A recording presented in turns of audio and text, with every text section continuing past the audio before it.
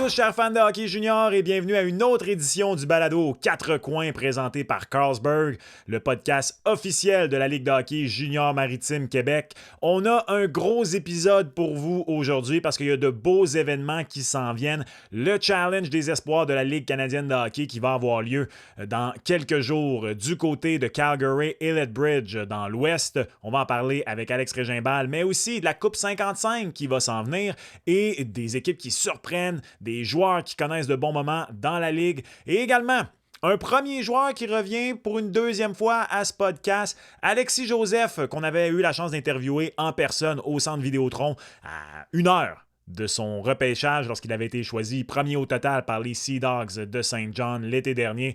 Bien, Alexis vient de gagner le challenge des moins de 17 ans, le challenge mondial des moins de 17 ans en Nouvelle-Écosse avec l'équipe Canada Rouge et il a complètement dominé ce tournoi et il connaît un excellent début de saison dans la LHJMQ.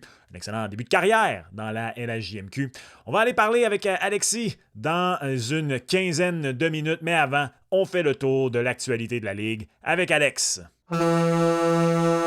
Mine de rien, on est déjà passé la mi-novembre et il y a des beaux moments, de beaux événements qui s'en viennent dans la LHJMQ. Et il y a la saison régulière qui se poursuit et qui se déroule de très très belle façon jusqu'ici. Et on s'en va faire notre actualité de la semaine avec Alex Régimbal. Alex, comment vas-tu? Ah, ça va bien. Petite voix grippée, Ah oui? mais on sent quand même bien. Là, des moments qui ont été plus fatigants là, avec des grands événements comme le match des meilleurs espoirs qu'on a fait à Sherbrooke. Là. Ça fait des longues journées, des longues semaines, en plus du travail quotidien. Là, mais non, je peux pas dire que ça va pas bien. Puis, comme je te dis toujours, faut pas me plaindre de ma job qui est celle de regarder du hockey. Et du match des espoirs qui a eu lieu à Sherbrooke, seras-tu sur place pour celui de la Ligue canadienne face aux espoirs américains? Oui, monsieur, je prends l'avion Oh! pour Calgary dimanche matin. Je vais partir. Je pense que même, j'en parlais avec Xavier, là, justement, quand on était. Je pense qu'il est sur mon vol aussi, là, lui. Il va Xavier arriver. Villeneuve? Ouais, exact. Là, puis je vais être accompagné des autres joueurs qui vont être là, Sheila Morrison et Maddox Dagenet également. Là. Puis c'est toujours vraiment un événement le fun, pas vrai. Puis en général, là, cette année, c'est un peu différent, là, mais en général, pour nous, à la LHMQ, spécifiquement dans le département des communications, c'est souvent là qu'on apprend plus à connaître les joueurs, parce que, moi, les gars, là, je les vois quand je me déplace à des matchs, mais on n'a pas souvent la chance de passer des plus longs moments avec les gars. Là. Fait que c'est souvent la première étape là, pour les gars repêchés où on passe un peu de temps, on les connaît un peu plus, on s'amuse avec les autres. C'est toujours une bonne opportunité pour nous autres aussi de créer beaucoup de contenu. On a un bon plan qu'on a fait avec le chum Raph puis le chum David Brien également. Fait que des belles surprises qui vont venir là-bas. On a des entrevues, puis on va essayer de vous amener un petit peu avec nous là-bas également. Donc, il y a 4 joueurs cette année de la LHJMQ qui seront Maddox Dagenet, Egor Shilov, Charlie Morrison et Xavier Villeneuve, bien sûr. Donc, ce sont les joueurs de la LHJMQ qui vont être surveillés. Donc, c'est les 25 et 26 novembre. Donc, on est le 18, là, c'est dans une semaine que ça va avoir lieu. Donc, c'est le dernier épisode d'ici là. Donc, ces joueurs-là sont bien sûr à surveiller. Igor Shilov et Xavier Villeneuve, bien sûr, avec les débuts de saison qu'ils connaissent. Leur profil est en montée, leur stock, si tu me permets l'anglicisme, est en montée cette saison. J'ai vraiment hâte de voir face aux meilleurs joueurs, face aux meilleurs espoirs américains et en compagnie des autres meilleurs espoirs canadiens, qu'est-ce que ça va donner sur la patinoire. Mais bien sûr également le Charlie Morrison et Maddox Dagenet aussi qui sont à surveiller dans ces rencontres-là. Ouais, ben Maddox Dagenet, c'est quand même un premier show total dans notre Ouais. ligue. Et Xavier Villeneuve, ça fait presque 2 ans là, qu'on en parle déjà beaucoup comme un bel espoir. Il a reçu une belle cote en prévision du prochain repêchage pour la première liste qui est sortie, c'est-à-dire une cote de A. C'est le cas également d'Egor Shilov. Et t'en parlais, Shilov, il en met plein la vue. Là. Il est spectaculaire à Victoriaville. Il est parmi les meilleurs marqueurs là, de la LHMQ. Là. Présentement, je pense qu'il est à 2 points de la tête du sommet des pointeurs, là, si je ne m'abuse. Là. Alors, je pense qu'on va avoir beaucoup de plaisir là-bas. Puis Charlie Morrison, bon, il n'a pas joué tant que ça. Il était un peu blessé. Là. Ça va peut-être être une occasion pour lui de se faire valoir à ce match-là. Puis l'année passée, je pense que ça avait quand même aidé nos espoirs, là, Caleb Desnoyers et Justin Carbonneau. Caleb qui avait marqué dans un match là-bas également. Là. Hâte de voir qu'est-ce que ça va donner, ce match-là, cette confrontation avec les meilleurs espoirs du programme de développement américain. Puis comme je te disais, c'est toujours un moment le fun là, pour analyser puis découvrir nos espoirs, là, nos meilleurs espoirs dans le circuit de Tchéquie. Tu parlais de la production d'Egor Shilov et je te confirme qu'il est effectivement à 2 points de Félix Lacerte et Justin Larose qui, eux deux, sont à égalité avec 33. Puis tu sais, je regarde Thomas Verdon également qui est tout juste derrière lui. Donc Justin, Félix Lacerte, Thomas Verdon et Egor Shilov qui est là, tu sais, dans cette même catégorie avec des joueurs plus vieux que lui. Donc, oui, bien sûr. Surtout plus vieux que lui, là. Exact. Sauf à peu près Veilleux, là, qui est dans ce coin-là, qui n'est pas beaucoup plus vieux que lui, là. Non, je sais. Alors, mais effectivement, là, Larose, Lacerte, c'est des joueurs qui ça fait déjà un bon petit bout là, qui jouent dans notre ligue. Et tu fais bien de le dire parce que c'est pas banal non plus qu'un espoir de 18 ans soit aussi haut parmi les pointeurs de la LHMQ. Parce que, bon, tu sais, par exemple, le World Junior, on dit tout le temps que c'est un tournoi de joueurs de 19 ans. Ouais. Alors, bon, et puis c'est pas rare qu'on voit parmi les meilleurs marqueurs, l'année passée, ça a été le cas avec Jonathan Fauchon, des 20 ans, au sommet des pointeurs de la Ligue, qui sont les meilleurs joueurs de la Ligue. Alors, quand tu vois des joueurs admissibles au repêchage qui pourraient théoriquement jouer dans notre Ligue encore quelques années, c'est quand même significatif, comme tu le mentionnes. Je suis curieux, Alex, c'est pas la première fois que tu es autour de jeunes joueurs dans ce genre d'événement-là. Non. Comment ils prennent ça? Parce que c'est particulier, puis on en avait parlé il y a quelques semaines. Je crois que c'est l'épisode où David Briand était là où je parlais avec lui du fait que c'est particulier parce que c'est un peu des matchs d'étoiles, c'est des matchs à caractère très, très, très offensif, mais en même temps, c'est pas des matchs d'étoiles dans le sens où ce sont des occasions pour ces jeunes joueurs-là de vouloir en mettre plein la vue, de montrer face à d'autres bons joueurs de d'autres ligues de quel bois ils se chauffent. Donc, je suis curieux, peut-être, des fois, tu parles avec ces joueurs-là, comment ils voient ça, eux, ce genre de rencontre-là? C'est une excellente question, mais c'est vraiment du cas par cas. J'ai vu de tout. Je me souviens, l'année passée, c'était un bon exemple, là, Justin et Caleb, relax à l'infini. Très relax. Maintenant, je ne sais pas pendant la game si les autres ils sentaient de la pression. Je ne sais pas s'ils sont toujours comme ça d'une manière ou d'une autre. Ça peut varier. Je me souviens, Maverick Lamoureux, il y a quelques années également, c'était aussi le cas. Mais il y a d'autres joueurs que peut-être voient plus de pression. Puis c'est tout à fait légitime parce que tu as quand même tous les scouts, toutes les équipes de la Ligue nationale qui sont là pour te regarder. En même temps, je pense qu'ils sont conscients aussi, et tous les dépisteurs vont te dire ça, ce n'est qu'un seul match.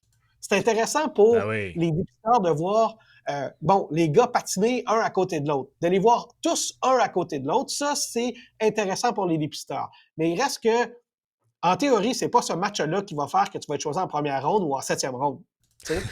Non. C'est ça. Alors, j'essaie d'imaginer le scénario qui ferait que ça arrive. Non, mais en même temps, on a vu des joueurs qui ont été invités à ce match-là, et j'en ai en tête, et qui n'ont juste pas été repêchés. Alors qu'ils étaient considérés à ce moment-là, visiblement, comme parmi les meilleurs espoirs en vue du prochain repêchage avec national. Là. Bon, évidemment, à l'époque, il y avait 2 équipes. Là, maintenant, il n'y en a qu'une seule parce que c'était les 2 équipes de la Ligue canadienne qui jouaient une contre l'autre. Là, on forme une seule équipe pour jouer contre les meilleurs espoirs du programme de développement américain.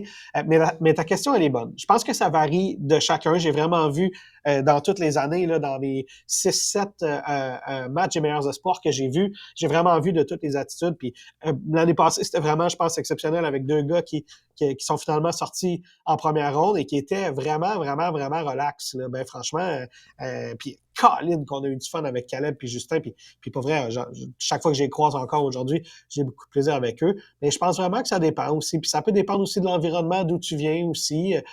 Puis ça dépend aussi comment tu te prépares pour ces matchs-là, j'ai l'impression. Je me souviens, Thomas Lavoie, c'est un autre bel exemple. C'est un gars qui est super relax avant ses matchs. Puis je me souviens, au match des meilleurs espoirs aussi, il était quand même très relax là, avant le match. Là. Il y en a que faut pas que tu leur parles, puis il y en a qui vont venir faire des jokes avec toi sur le bord du banc. Fait que je pense que c'est vraiment varié.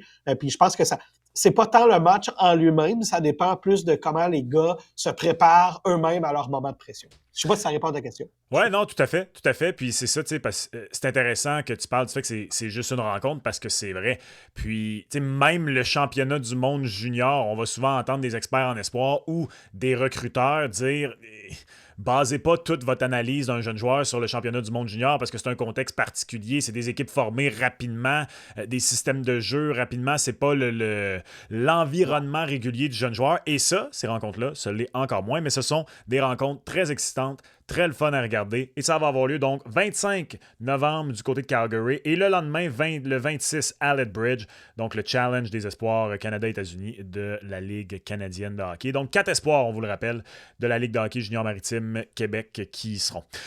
Quelques jours plus tard, tu mets ça sur tes Air Miles? Comment ça marche? Parce que là, quelques jours plus tard, ça va être du côté de Trois-Rivières pour la Coupe de la 55, la classique hivernale. Ce festival, cette célébration du hockey que j'ai envie de dire, puis je dis vraiment la célébration du hockey parce qu'il va y avoir des événements hockey de plusieurs ligues différentes, mais je pense qu'on peut dire les principaux, bien sûr, c'est la Coupe de la 55. Ce sont les rencontres de la LHJMQ qui vont avoir lieu entre les équipes qui chevauchent l'autoroute 55, donc les Voltigeurs de Drummondville, les Tigres de Victoriaville, le Phoenix de Sherbrooke et les Cataractes de Shawinigan. D'abord, je vais toucher le bois de mon bureau parce que jusqu'ici, je t'avoue que quand j'avais vu fin novembre, début décembre, j'étais comme, c'est tôt un peu pour des matchs hivernaux. On va espérer que la météo soit là. Et bien là, à date, moi, je regarde l'extérieur de chez moi. Je suis pas à Trois-Rivières, mais quand même. Moi, je sais pas pour toi, Alex, mais j'ai quelques pouces de neige. Et ça c'est une ambiance que j'aime pour des matchs extérieurs dans quelques semaines. Hey, pas vrai. Honnêtement, là, je suis vraiment excité pour cet événement-là. Puis, Ben, je veux souligner le t'as travail. raison. Puis pour vrai, là, tu disais c'est une célébration du hockey, puis on va en parler, puis ça va me faire plaisir d'en parler, parce que je veux souligner le travail de Steve Turcotte, notamment, qui est directeur de communication des Cataractes de Shawinigan, qui a, entre autres, pris une partie du travail pour organiser l'événement en compagnie, puis c'est vraiment les 4 équipes, là, les Cataractes, comme tu disais, le Phoenix, et bon, toutes les équipes sont impliquées là, dans les 4 équipes de la Coupe de la 55, et puis je pense que ça va vraiment, vraiment, vraiment être cool. Pour vrai, là, déjà une classique hivernale, il y a toujours quelque chose de spécial. Ceux que j'ai vécu dans le passé avec la LHMQ, c'était vraiment hot. Là. Puis tu sais, je le dis tout le temps, là, ce que ces gars-là font là, de 16 à 20 ans, c'est le show le plus underrated, je vais le dire de même, dans le monde du sport. C'est, pour le prix, c'est vraiment hot ce que ces gars-là font. Puis là, tu vas être dans une célébration du hockey. À l'hippodrome, le setup va être incroyable. J'ai déjà vu un peu à quoi ça va ressembler. Puis là, il n'y a pas juste du hockey. Il y a des shows de musique. Il y a Cain qui va être là. Il va y avoir un hommage notamment à Bob Bissonnette. Et là, je t'avoue, moi, je suis quand même un fan de musique électro et je suis bien, bien content de pouvoir voir Mike DiMero. C'est pas des jokes, là. C'est une anecdote personnelle parce que depuis moi, on se lance souvent là-dedans. Là. Je regardais pour m'acheter des billets le jour de ma fête parce qu'il était dans le coin pour le jour de ma fête. Puis je voulais aller le voir. Puis ça s'est adonné que j'ai regardé, puis je suis Colin, il est dans la programmation de la Coupe 55. Puis c'est vraiment un DJ que j'aime vraiment beaucoup. Side note, pour ajouter à mon expérience qui sera là-bas, et c'est le 5 décembre par ailleurs, Mike DiMero, pour le match de demi-finale qui sera entre le Phoenix de Sherbrooke et les Tigres de Victoriaville. 2 équipes d'ailleurs qui sont quand même intéressantes. Le Phoenix, c'est toujours une équipe qui est assez surprenante. Là. Puis on parlait d'Egor Shilov tantôt, parmi les meilleurs espoirs. Les Tigres ont 2 Russes là, qui en mettent plein la vue depuis le début de l'année. Alors, vous allez pouvoir les voir à l'hippodrome de Trois-Rivières, dans une scène incroyable, honnêtement. Je pense que ça va vraiment être cool. Puis il n'y a pas juste des matchs de hockey de la LHMQ, il y a des matchs des anciens Canadiens qui vont jouer contre des anciens de la LHMQ notamment. Il y a des matchs Midget 3 également, Midget 3, M18 3. C'est là qu'on est vieux, Max, quand on utilise les clubs. M18-3 qui vont être là. Puis moi, ben, ce sera une occasion pour moi aussi de rencontrer des espoirs qui vont être en prévision de notre prochain repêchage de la LHGMQ. Ben franchement, j'ai vraiment hâte. Puis pour vrai, je ne sais pas si toi tu vas venir, mais je sais que c'est ton genre d'événement, là, ce genre d'événement-là. Puis en plus, pas trop loin de où tu es allé à l'école. J'essaie de... C'est la fin de semaine de ma fête, je t'avoue, et j'essaie de savoir si ma tendre moitié a comme organisé des choses. En tout cas, j'essaie de voir comment je peux faire mon horaire pour ça. Ta tendre moitié, il y a des bons spectacles. Oui, c'est ça, exactement. Mais du point de vue hockey, moi, je trouve que le coup de génie, c'est les 4 équipes rivales. Puis j'en avais parlé avec Mario Cecchini lors du premier épisode de la saison. J'en ai parlé avec Sylvain Favreau il y a quelques semaines dans l'entrevue avec lui. Puis de créer comme ça des événements où il y a un enjeu. Puis on parlait à Sylvain Favreau, ça va être... L'enjeu, il est réel pour les joueurs. Puis je trouve ça très drôle parce qu'au moment où on se parlait, Sylvain, il me disait à quel point son équipe cette année, c'est une jeune équipe. Il voulait pas le dire, mais en reconstruction, autre moment du cycle. Et puis, depuis ce temps-là, les Voltigeurs sont peut-être une des meilleures formations de tout le circuit. Ils sont sur une séquence de quoi ils ont gagné 8 de leurs 10 derniers matchs. Ils sont au 2e rang de l'Ouest. Et je parlais à ce moment-là à Sylvain avec une jeune équipe comme ça, de jouer pour un enjeu qui aurait peut-être pas en temps normal. Ça va peut-être être bon pour son équipe. Et là, finalement, en plus, les Voltigeurs qui connaissent une saison fulgurante, peut-être vont-ils aller chercher encore plus de momentum contre leurs rivaux à ce moment-là. Je suis convaincu que les équipes, leurs partisans, vont se déplacer parce que c'est pas loin. Même l'équipe la plus loin, en théorie, c'est le Phoenix. Même pour le Phoenix, c'est pas très très loin de se rendre jusque-là. Pour les partisans, je parle. Je pense que l'ambiance va être sensationnelle et j'y crois et je crois que ça va être un franc succès à répéter un peu ailleurs dans la LSJMQ, cette Coupe de la 55.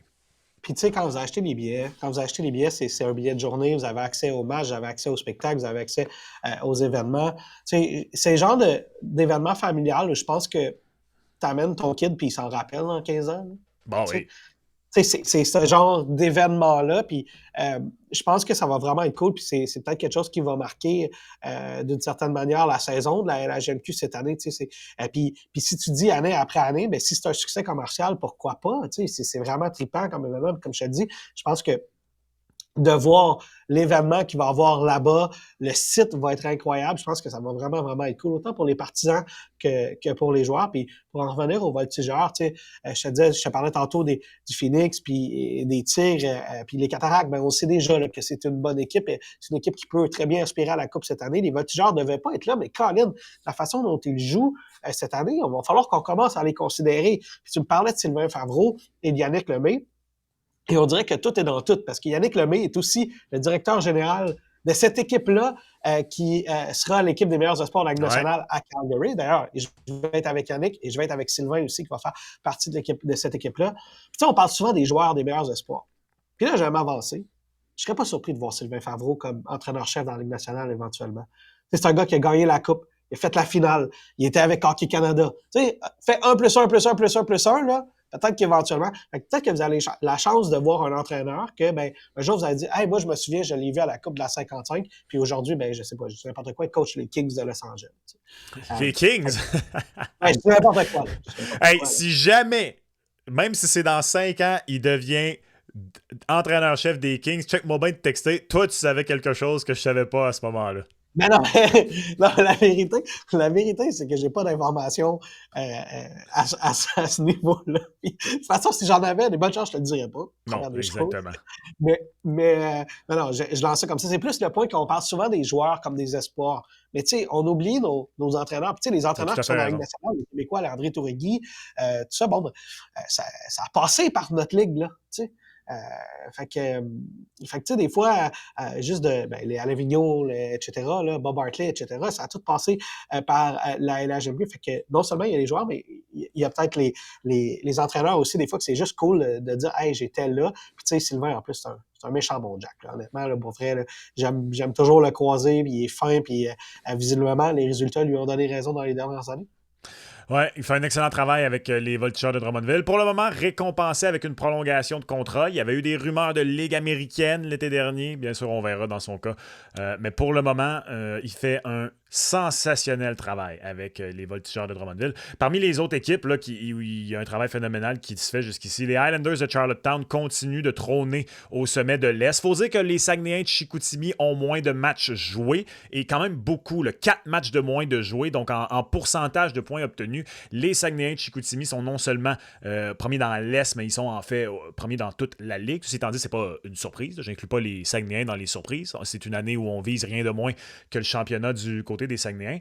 Mais même chose du côté des Huskies de Rouyn-Noranda. Ceci étant dit, je fais un léger aparté de 30 secondes, Alex, si tu permets, pour Juste un mot sur la performance de Luka Beckman contre les Huskies en fin de semaine.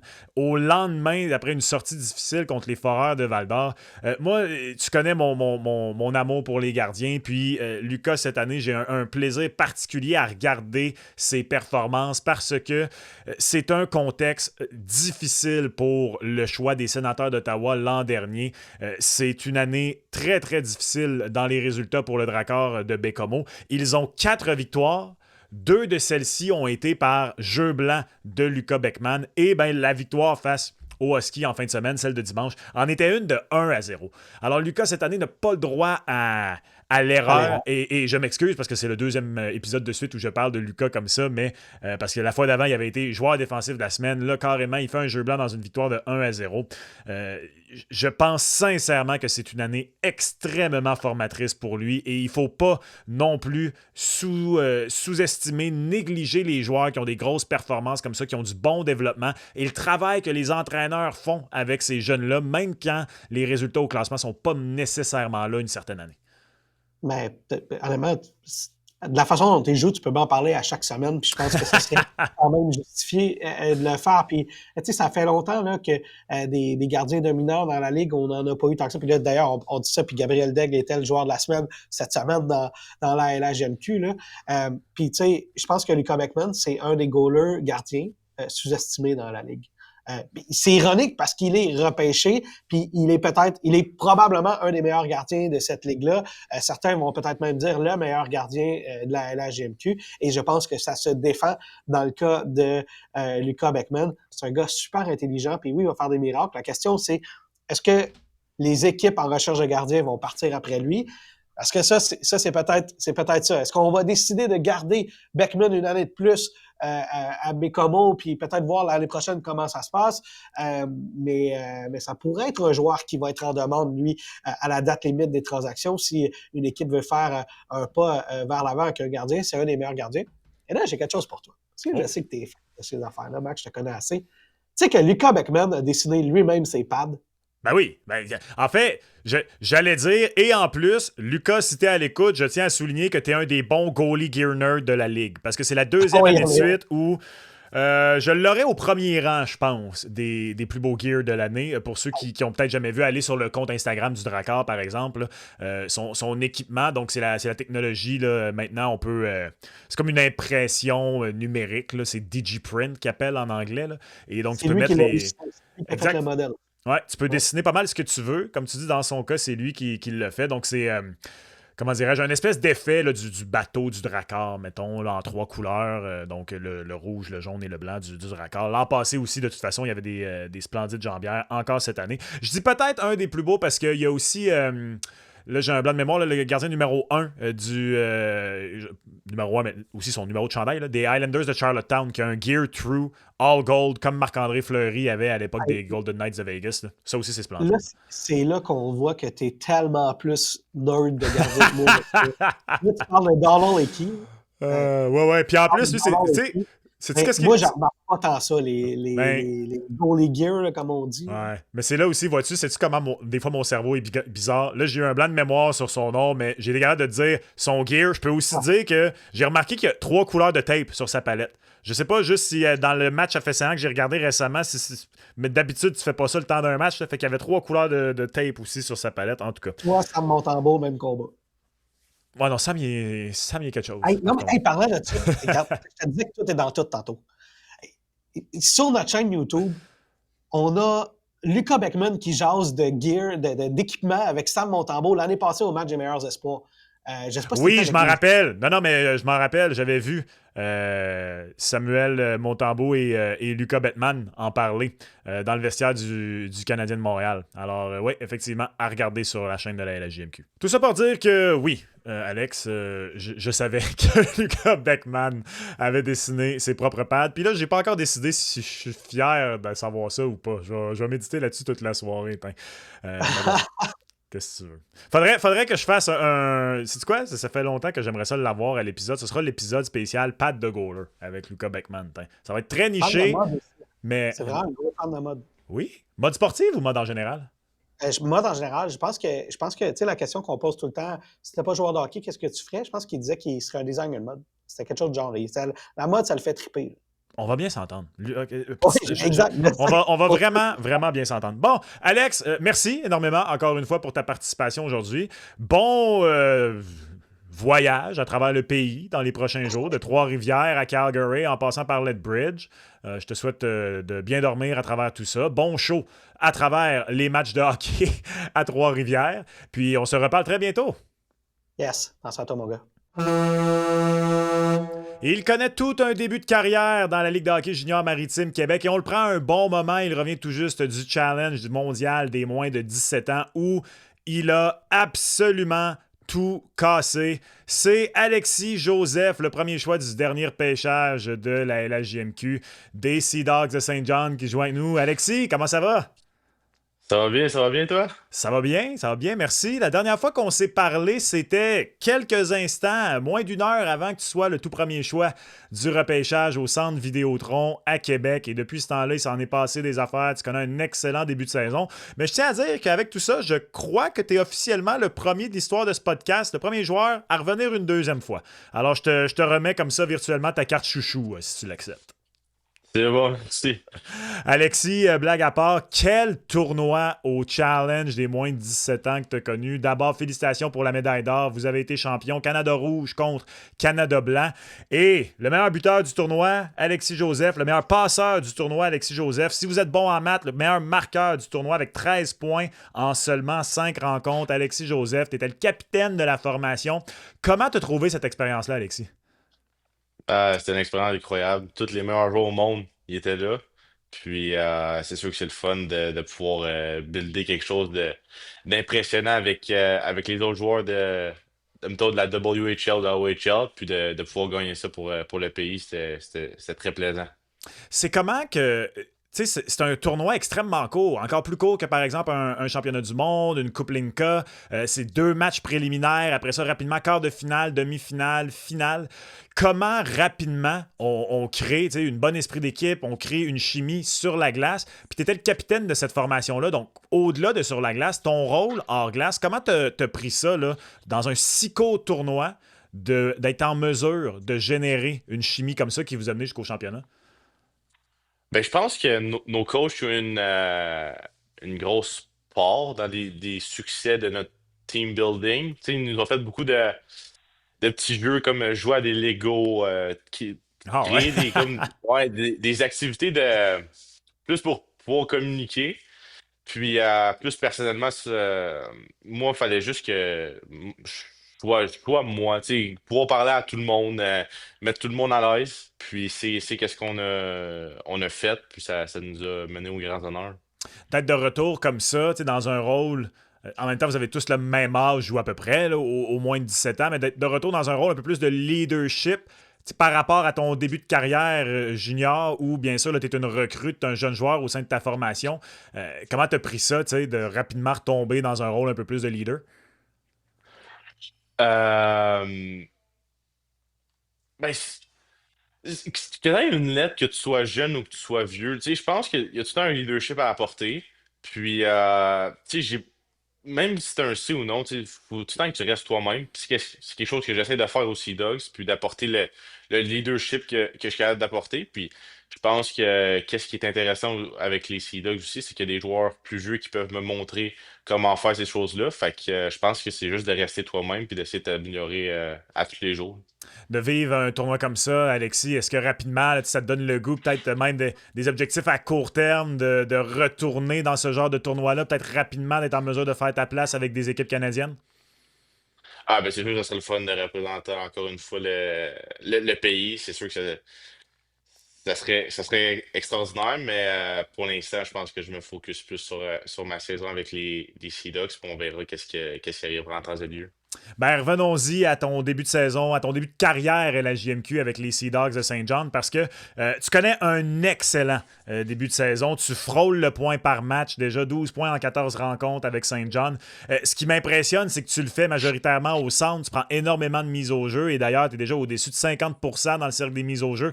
On s'était rencontrés, je le sais que tu as le physique de l'emploi, mais quand même, rapidement, tu as des joueurs de 20 ans, tu as des gars de 19 ans qui roulent leur boss là-dedans depuis longtemps.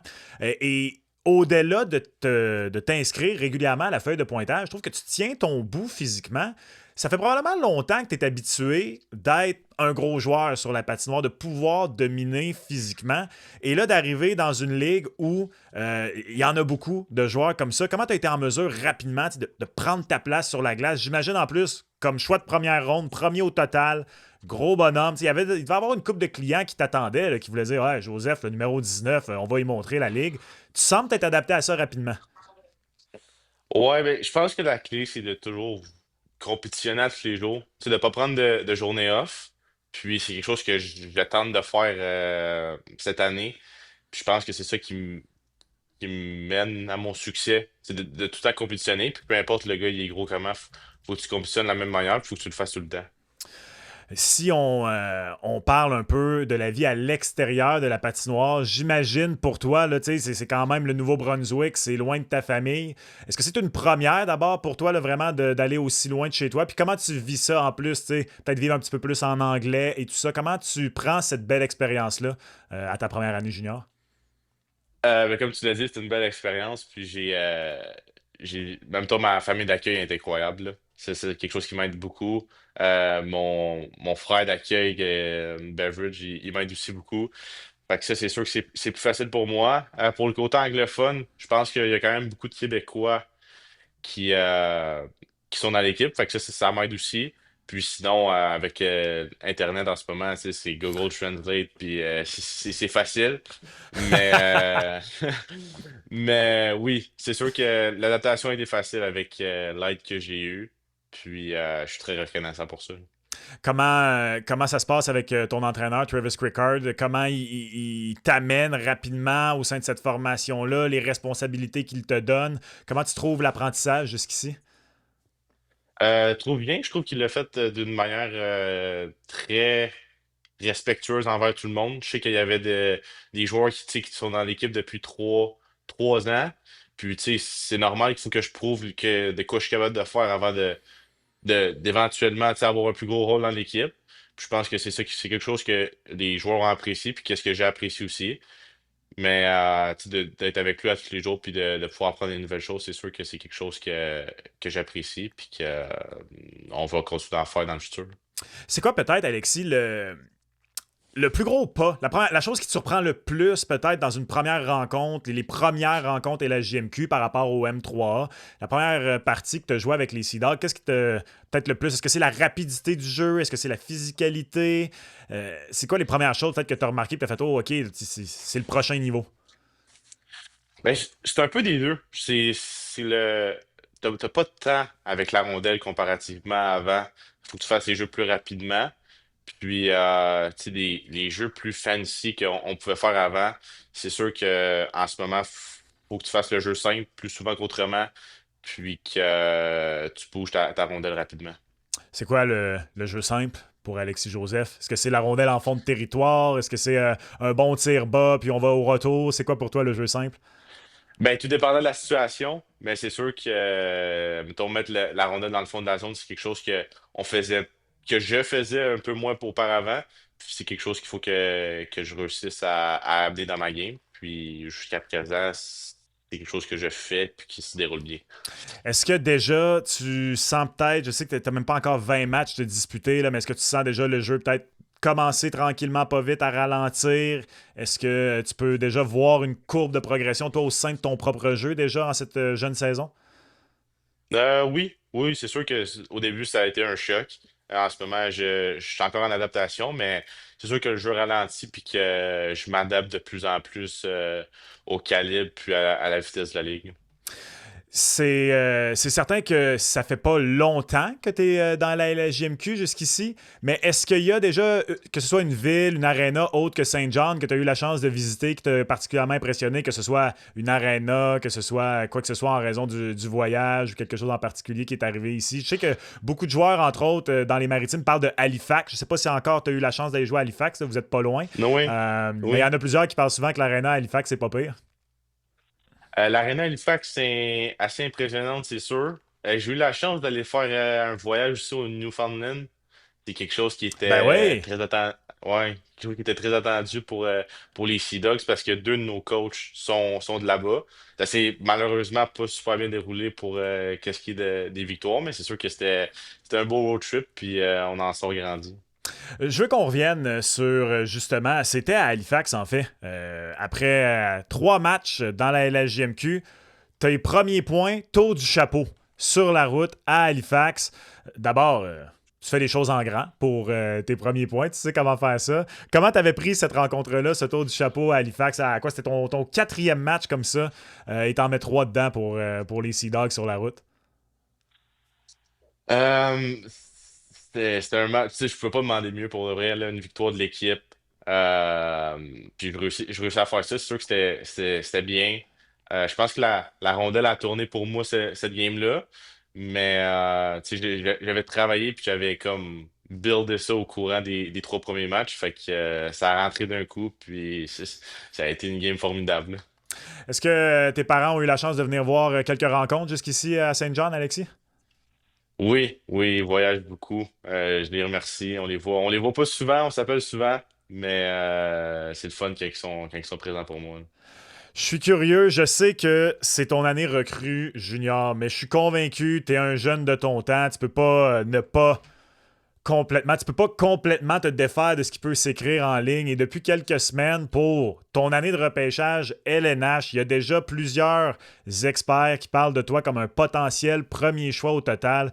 Je suis convaincu que ce soit tes agents, ta famille, ton entraîneur, le groupe d'entraîneurs à Saint John's, ils se concentrent-toi sur ta saison, c'est dans très très longtemps.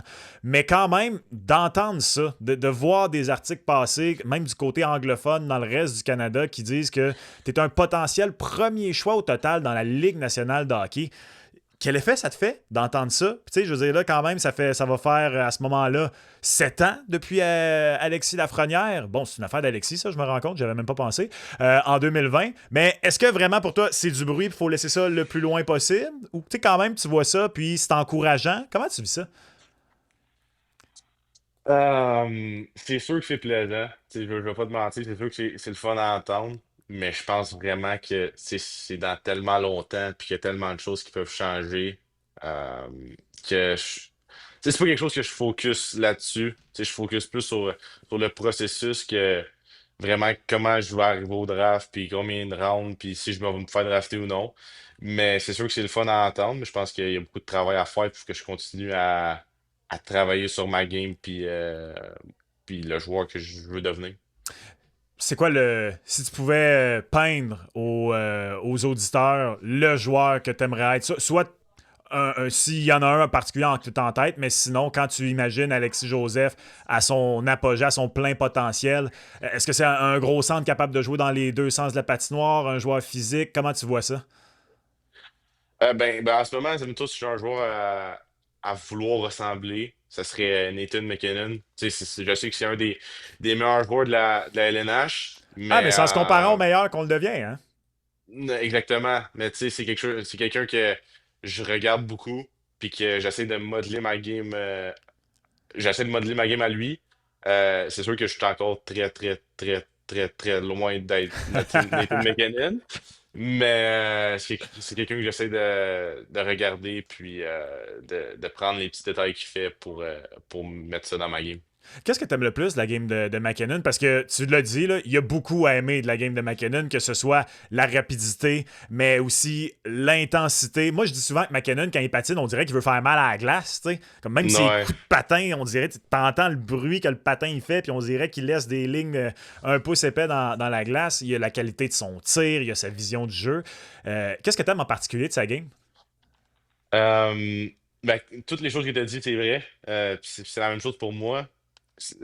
Qu'est-ce que j'aime, c'est que je sais pas quoi pas aimer. C'est comme. Non, mais c'est spécial. Il est bon défensivement, il gagne ses face-offs, il score au début, il fait des passes, il est intense, il frappe. Fait que c'est vraiment un joueur. Un des joueurs les plus complets, selon moi, de la Ligue nationale. Puis c'est quelque chose que j'essaie. Pas de.